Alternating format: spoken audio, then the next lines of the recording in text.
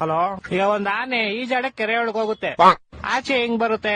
ಹೆಂಗ್ ಬರುತ್ತೆ? ಹೆಂಗ್ ಹೋಗಿರುತ್ತೋ ಹಂಗೆ ವಾಪಸ್ ಬರುತ್ತೆ. ಇಲ್ಲ ಲೇ, ಮತ್ತೆ ಯಾವ ಆಗ್ಬಿಟ್ಟು ಆಚೆ ಬರುತ್ತಲೇ? ಹೊಟ್ಟೆ ಎಷ್ಟು ಉರ್ಸ್ತಾವ್ರೋ ಆ ಭಗವತ್ನ ನೋಡಿದ್ರೆ. ಪಾಪ ಹುಡುಗ ಪ್ರತಿ ವರ್ಷ ಅವ್ನ್ ಬರ್ತಡೆಗೆ ಉಂಡಿಗೆ ₹1 ಆಗ್ತಿದ್ನಂತೆ.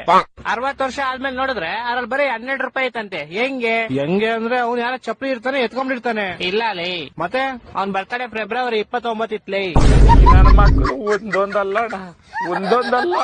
ಓಕೆ, ಲಾಸ್ಟ್ ಅಂಡ್ ಫೈನಲ್ ಕೇಳ್ಕೊಂಬಿಡು. ಹೇಳು. ಒಬ್ಬ ಹುಡುಗಂಗೆ ಹೆವಿ ಶುಗರ್ ಇರುತ್ತೆ, ಡಾಕ್ಟರ್ ಅವ್ನ್ಗೆ ಸ್ವೀಟ್ ಬಿಟ್ಬಿಡು ಅಂತ ಹೇಳ್ತಾರೆ. ಅವನು ಲೈಫ್ ಪೂರ್ತಿ ಸ್ವೀಟ್ ಐತಿನಲ್ಲ, ಯಾಕೆ ಹೇಳು?